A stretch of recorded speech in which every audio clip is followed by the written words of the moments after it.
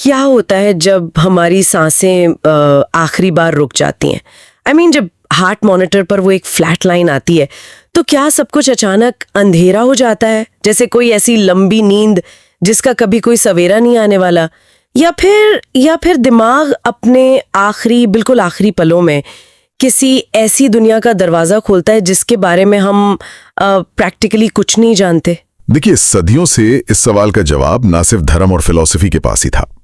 Medical science तो हमेशा से मौत को एक बहुत ही सिंपल स्विच की तरह देखती आई है। स्विच ऑन है तो इंसान जिंदा है और स्विच ऑफ हुआ तो मुर्दा। राइट, एक 0 या 1 वाली बाइनरी सिचुएशन। बिल्कुल। पर पिछले कुछ दशकों की मेडिकल हिस्ट्री और खासकर जो न्यूरोसाइंस का नया डेटा आ रहा है ना, वो इस पूरे आइडिया को ही गलत साबित कर रहा है। अब हमें समझ आ रहा है कि मौत कोई एक सिंगल मोमेंट नहीं है जहां सब अचानक रुक जाए।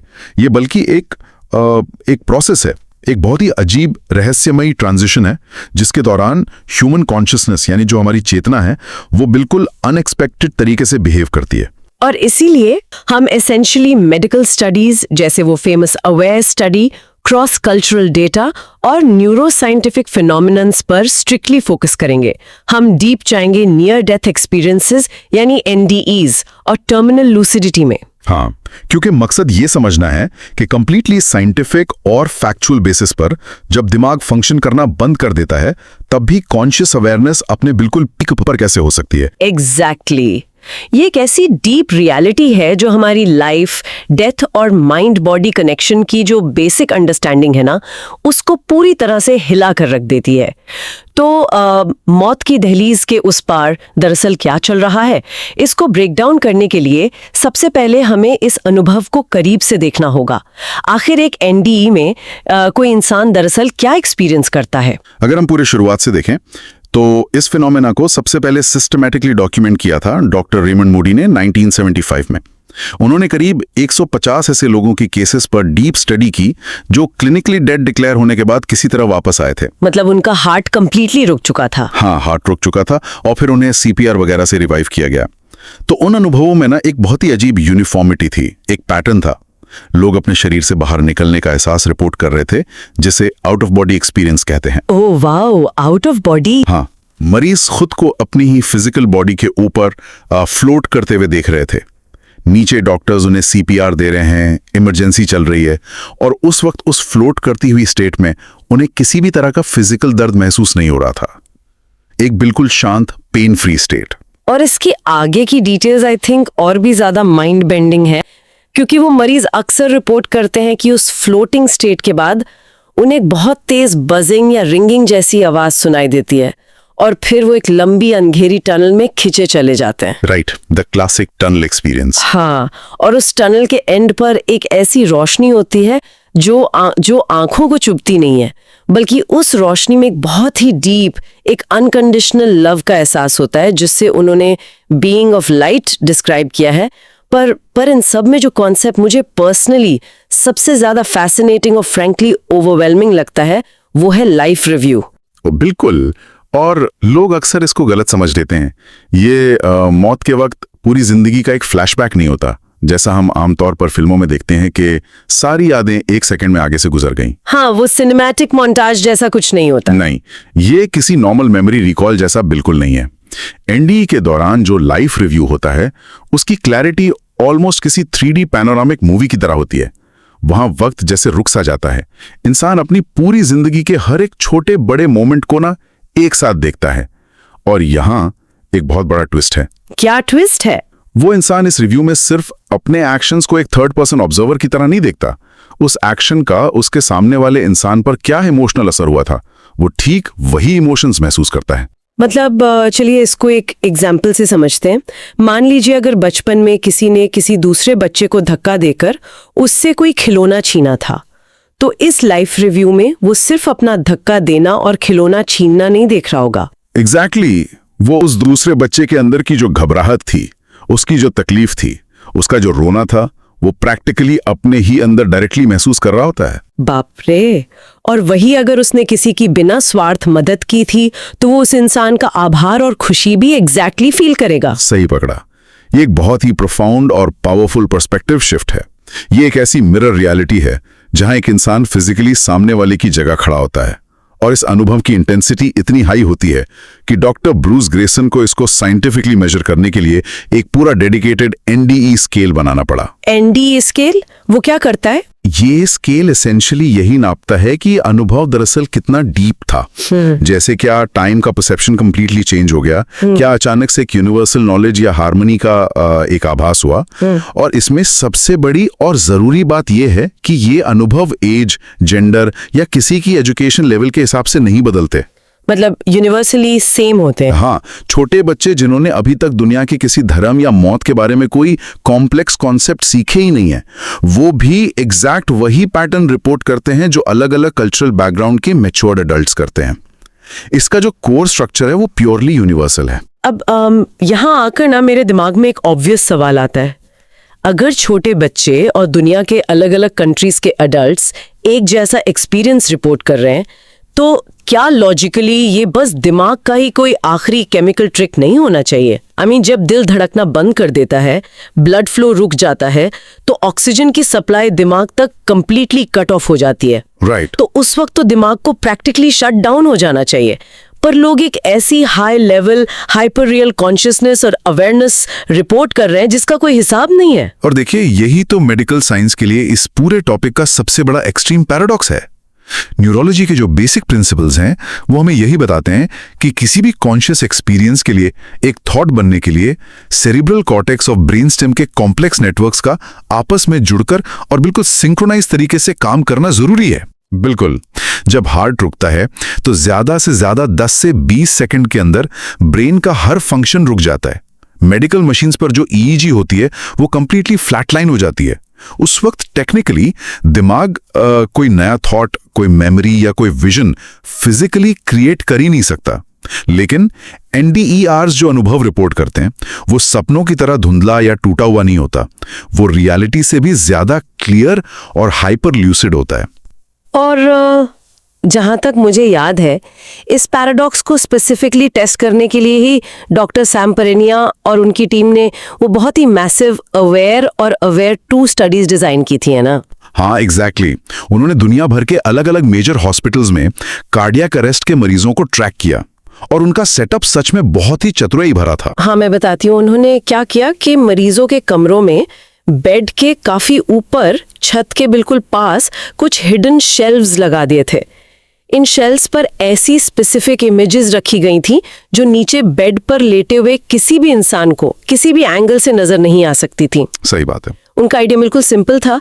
अगर कोई मरीज सच में आउट ऑफ बॉडी एक्सपीरियंस कर रहा है और छत के पास फ्लोट कर रहा है जैसा लोग क्लेम करते हैं, तो वो होश में आने के बाद जरूर बताएगा कि उसने उस शेल्फ पर क्या तस्वीर देखी। तो इसका क्या रिजल्ट आया? क्या उन्होंने वो इमेजेस देखी? अवेयर स्टडी देखिए, अपनी तरह का पहला और सबसे बड़ा प्रोस्पेक्टिव एक्सपेरिमेंट था और इसका रिजल्ट बहुत ही आई ओपनिंग आया।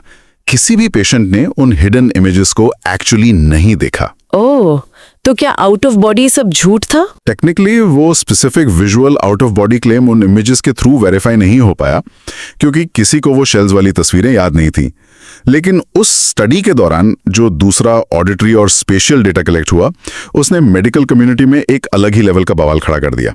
वेट, मतलब इमेजेस नहीं देखी पर कुछ और नोट कर लिया?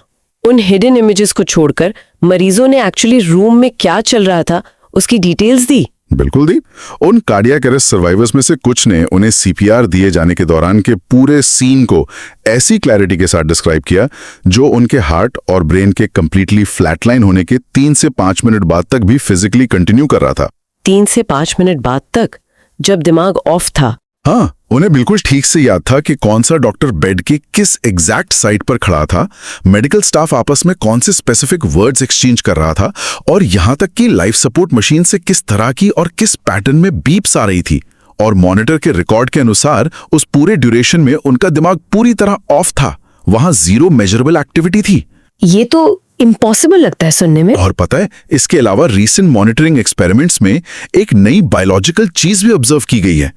फ्लैटलाइन आने से ठीक पहले या बिल्कुल उसके आसपास के सेकंड्स में ब्रेन वेव्स में अचानक से गैमा वेव्स का एक मैसिव स्पाइक आता है। गैमा वेव्स, ये वही वेव्स है ना जो तब आती हैं जब हम बहुत डीप कंसंट्रेशन में होते हैं? Exactly. Gamma waves human brain में तभी आती हैं जब इंसान highly lucid thinking, complex memory recall या बहुत ही एडवांस्ड डीप मेडिटेशन वाली स्टेट में होता है। पर देखिए, इस पॉइंट पर एक लॉजिकल पुशबैक आता है।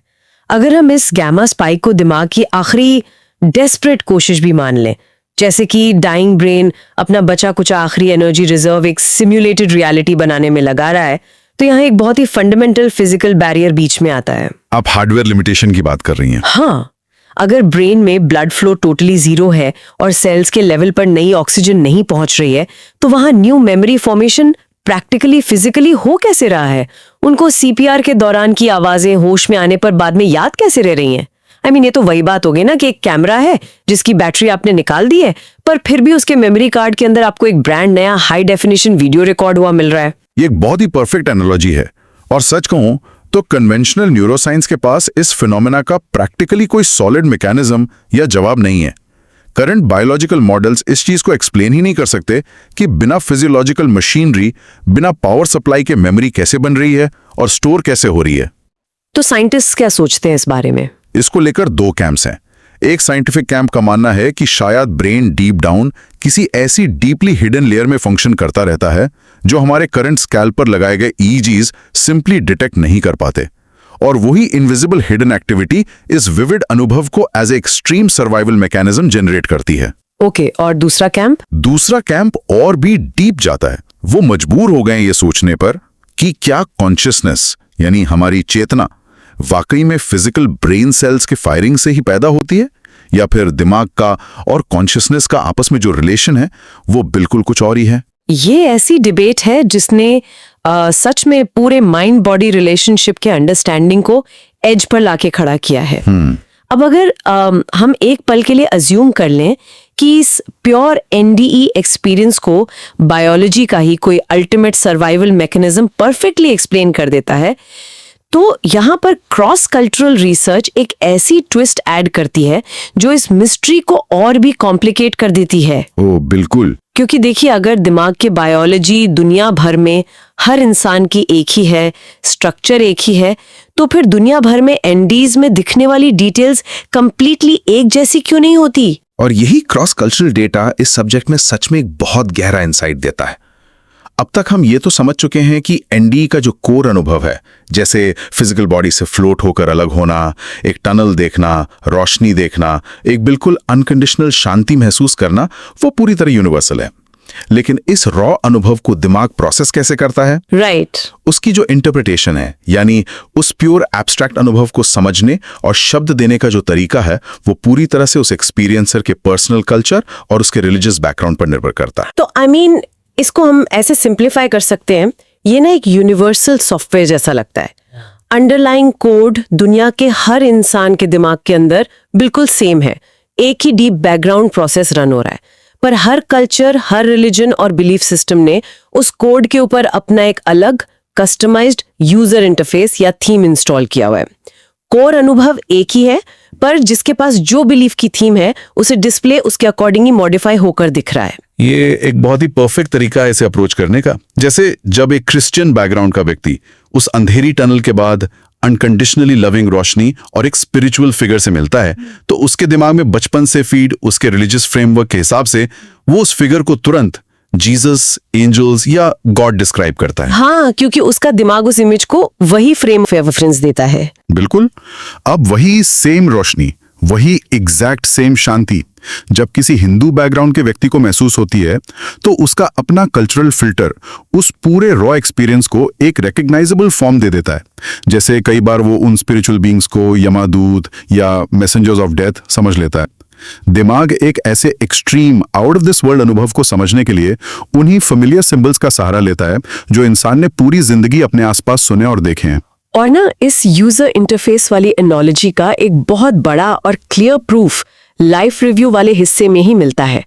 अगर हम वेस्टर्न दुनिया को देखें, जहां लास्ट जजमेंट का रिलीजियस कॉन्सेप्ट काफी डोमिनेंट है। हाँ, डे ऑफ जजमेंट, राइट, कि मौत के बाद आपके अच्छे और बुरे कर्मों का एक हिसाब होगा और उस पर कोई हायर पावर अपना आखिरी फैसला सुनाएगी। वहां के एनडीईज में उस 3D पैनोरामिक लाइफ रिव्यू का होना सबसे ज्यादा कॉमन पाया जाता है। इंसान का सबकॉन्शियस प्रैक्टिकली एक्सपेक्ट कर रहा होता है कि अब उसके कर्मों को जज किया जाएगा। सही कहा। पर अगर हम इंडियन या हिंदू बैकग्राउंड के हिस्टोरिकल केसेस देखें, जैसे रिसर्चर्स डॉक्टर पासरीचा और डॉक्टर स्टीवनसन का काम है, वहां कर्मा का साइकिल और रीइंकार्नेशन यानी पुनर्जन्म का कॉन्सेप्ट चलता है। हाँ। मौत के तुरंत बाद किसी लास्ट जजमेंट वाली कोर्ट की इमीडिएट एक्सपेक्टेशन वहां आमतौर पर नहीं होती। इसीलिए उन केसेस में वो detailed panoramic life review generally उतना प्रोमिनेंट या रेगुलर नहीं देखा जाता।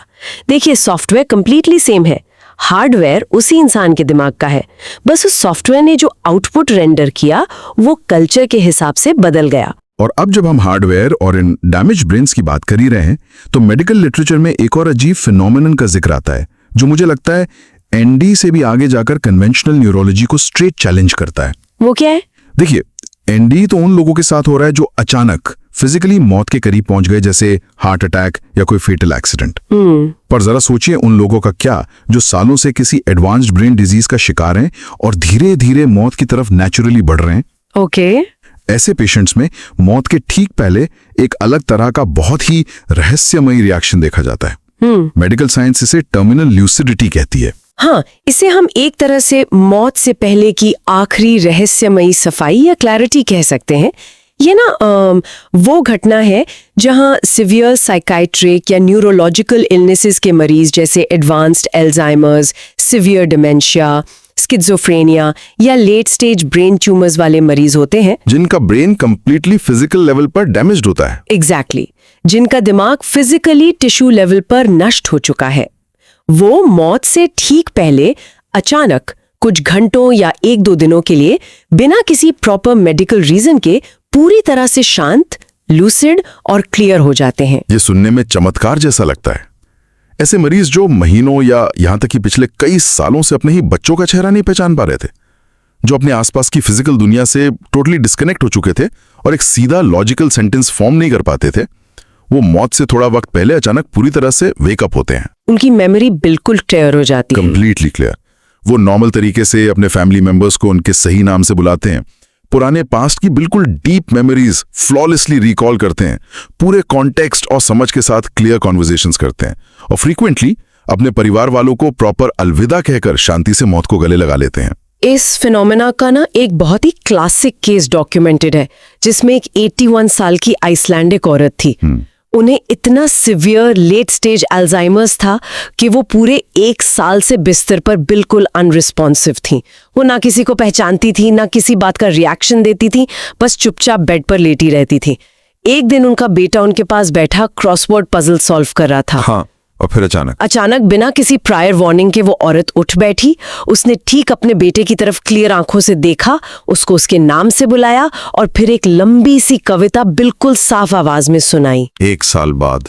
हाँ, और पता है उस कविता के अल्फाज उनकी उस वक्त की मौत वाली सिचुएशन पर बिल्कुल परफेक्टली फिट बैठ रहे थे। और ये सब करने के तुरंत बाद वो वापस लेट गईं, वापस उसी अंधेरी अनरिस्पॉन्सिव स्टेट में चली गईं और थोड़े ही वक्त बाद पीसफुली उनकी डेथ हो गई। 19वीं सेंचुरी से लेकर आज के मॉडर्न न्यूरोलॉजी जर्नल्स तक इस तरह के सैकड़ों वेरीफाइड केसेस प्रॉपर्ली डॉक्यूमेंटेड हैं। पर मेडिकल प्रोफेशनल्स, नर्सेज और केयरगिवर्स के सामने ये एक बहुत बड़ी अनसुलझी पहेली बनी हुई है। और फ्रैंकली ये पहेली इतनी आसानी से सॉल्व होने वाली लगती भी नहीं है, क्योंकि मुझे यहाँ एक बहुत ही बेसिक फिजिकल साइंस की प्रॉब्लम दिख रही है। हार्डवेयर वाली प्रॉब्लम? एग्जैक्टली। अल्जाइमर्स या सिवियर डिमेंशिया में दिमाग के अंदर का फिजिकल टिश्यू एक्चुअली नष्ट हो जाता है। मेमोरी को स्टोर और रिट्रीव करने वाले जो न्यूरल सेंटर्स होते हैं वो श्रिंक हो जाते हैं, प्रैक्टिकली गल कर फिजिकली खत्म हो जाते हैं। ये सिर्फ कोई टेम्पररी ब्लड शुगर या केमिकल इम्बैलेंस नहीं है, टिश्यू डिस्ट्रक्शन है। हाँ, ब्रेन का हार्डवेयर प्रैक्टिकली टूट चुका है। तो अगर न्यूरॉन्स ही नहीं बचे हैं, स्टोरेज सेल्स फिजिकली डेड हैं, तो ये अचानक इतनी क्लियर मेमोरीज, ये पास्ट का कॉन्टेक्स्ट, ये लॉजिक और अचानक आई हुई क्लियर वोकैबुलरी एक 81 साल की औरत के डैमेज दिमाग में आती कहाँ से है? टूटा हुआ नष्ट हार्डवेयर इतनी फ्लॉलेसली इतना हैवी सॉफ्टवेयर कैसे चला सकता है? ये तो साइंस इस वक्त इस क्रिटिकल सवाल का स्पेसिफिकली एक ही बायोलॉजिकल जवाब ढूंढने की कोशिश कर रही है। कुछ प्रोमिनेंट मेडिकल थियरीज इस फिनोमेनन को एक टर्म कैकाशिया से एक्सप्लेन करने की कोशिश करती हैं। कैकेशिया।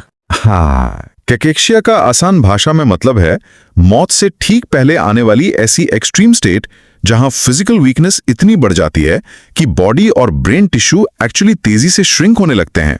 ओके, तो श्रिंक होने से क्या फायदा होगा? इसे ऐसे समझें कि मान लीजिए एक पैर की नस के ऊपर एक बड़ा सा सूजा हुआ ट्यूमर या टिश्यू का दबाव लग रहा है और सिग्नल्स रुके हुए हैं। मौत से ठीक पहले जब बॉडी और टिश्यू इतनी तेजी से श्रिंक होती है तो वो सूजन और प्रेशर टेम्पररी तौर पर सडन कम हो जाता है। ऐसे में अगर ब्रेन में ट्यूमर या स्पेस ऑक्यूपाइंग लीजन्स थे तो उनका दबाव आसपास के हेल्दी न्यूरॉन्स पर से अचानक हट जाता है। ओह, और ब्लॉक्ड वायर्स वापस जुड़ जाती हैं। हाँ, कुछ वक्त के लिए। एक और केमिकल थ्योरी का ये मानना है कि मौत से ठीक पहले एक्सट्रीम बायोलॉजिकल शिफ्ट्स आते हैं, जैसे ब्लड प्रेशर का ड्रास्टिक ड्रॉप होना या स्ट्रेस न्यूरोट्रांसमीटर्स का फ्लड आना, जो अल्जाइमर्स के उन फंक्शनल कम्युनिकेशन ब्लॉक्स को अचानक थोड़ी देर के लिए रिवर्स कर देता है। दिमाग के अंदर केमिकल्स का बदलना और फिजिकल प्रेशर का श्रिंक होकर हट जाना टेक्निकली समझ आता है, लेकिन क्या ये थ्योरियां सच में एक परफेक्ट मेमोरी रिकॉल और परफेक्ट फ्लॉलेस स्पीच को पूरी तरह एक्सप्लेन कर पाती हैं, वो भी ऐसी एडवांस्ड बीमारी में जहां सालों पहले ही सारी मेमोरी फिजिकली इरेज मानी जा चुकी थी? ये थियरीज हमें थोड़ी बहुत फिजिकल क्लूज जरूर देती हैं, पर इस मिस्ट्री के रूट लॉजिक को सॉल्व नहीं करती। और वही इस पॉइंट की सबसे बड़ी साइंटिफिक लिमिटेशन है। ये थियरीज फंक्शनल और टेम्परेरी रिवर्सल्स को एक्सप्लेन जरूर करती हैं, पर पूरी तरह से उस हाई लेवल कॉग्निटिव फंक्शनिंग और अवेयरनेस को कवर नहीं कर पाती जो ये डाइंग मरीज अचानक दिखाते हैं। राइट। साइंटिस्ट कम्युनिटी अब ठीक इसी वजह से धीरे धीरे मान रही है कि ह्यूमन कॉग्निशन और मेमोरी के हमारे जो करंट टेक्स्ट बुक मॉडल्स हैं वो कहीं ना कहीं बहुत इनकम्प्लीट हैं।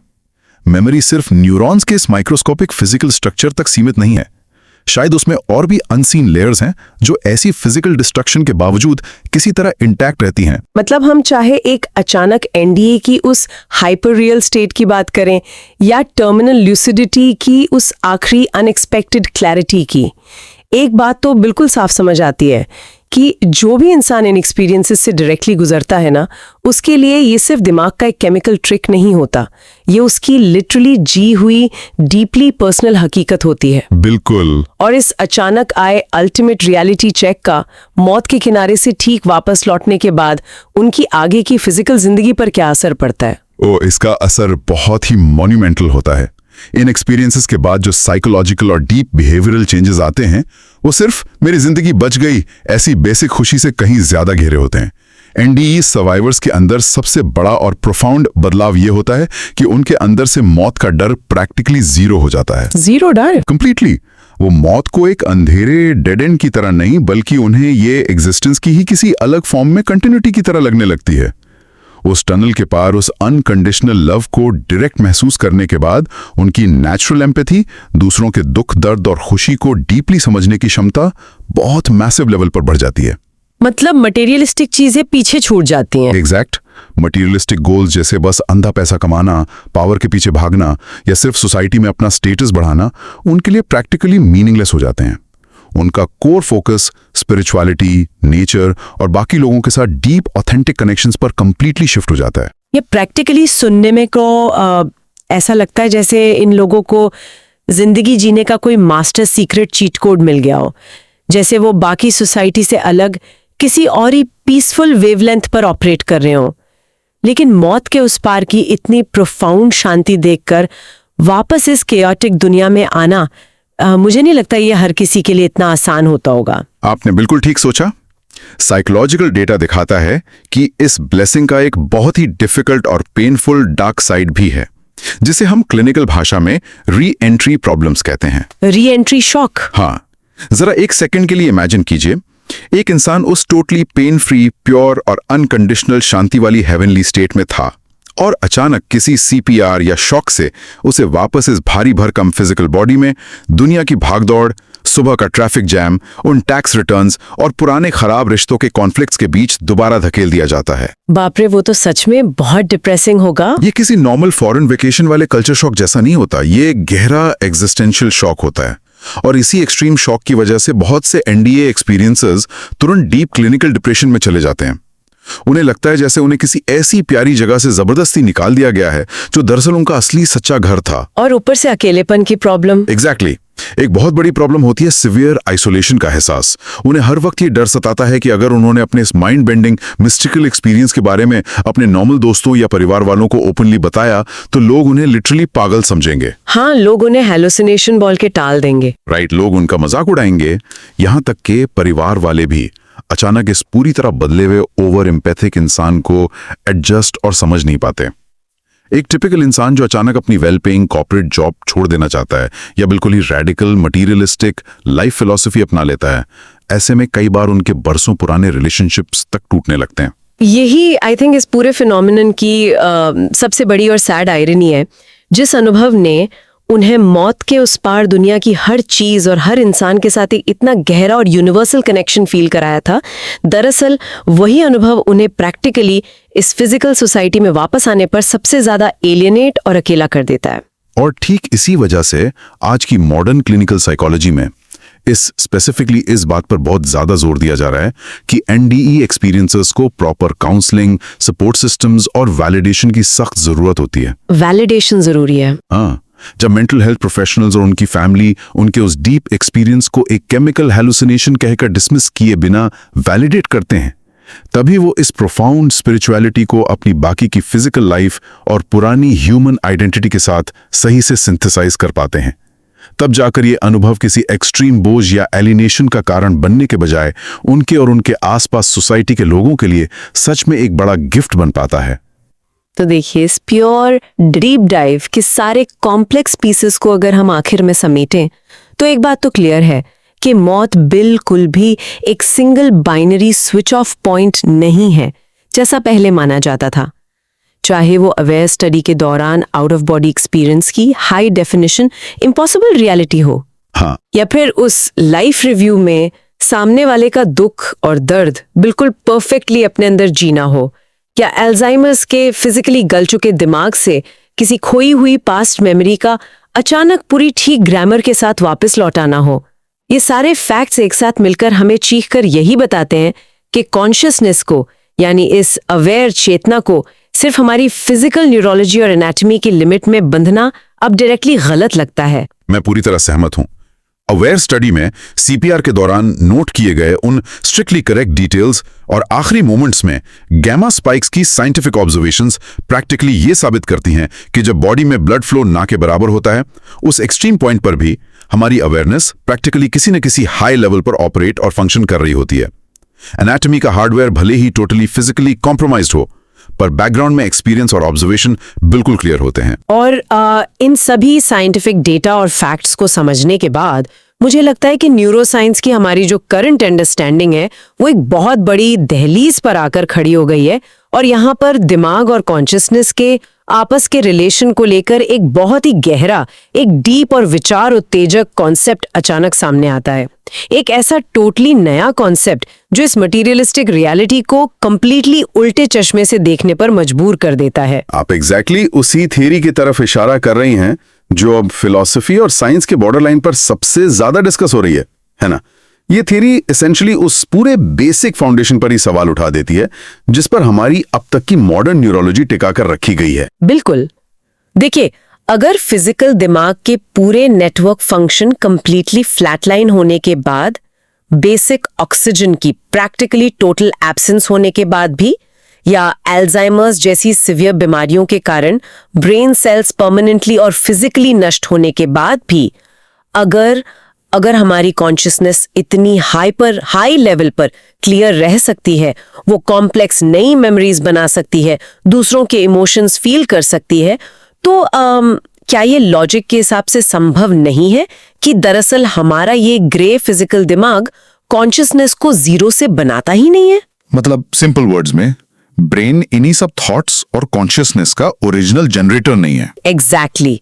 क्या ये बिल्कुल हो सकता है कि दिमाग खुद में प्रैक्टिकली कोई इंडिपेंडेंट कॉन्शियसनेस फिजिकली प्रोड्यूस करता ही नहीं है, बल्कि वो नेचर में उसे सिर्फ एक टीवी एंटेना या फ्रीक्वेंसी रिसीवर की तरह पकड़ता है? ये एक बहुत इंटरेस्टिंग पर्सपेक्टिव है। I mean, सोचिए, जैसे एक पुराना टीवी सेट होता है, वो हवा में हमेशा से मौजूद उन इनविजिबल सिग्नल्स को बस कैच करता है और हमारे स्क्रीन पर एक फिल्टर डिस्प्ले बनाता है।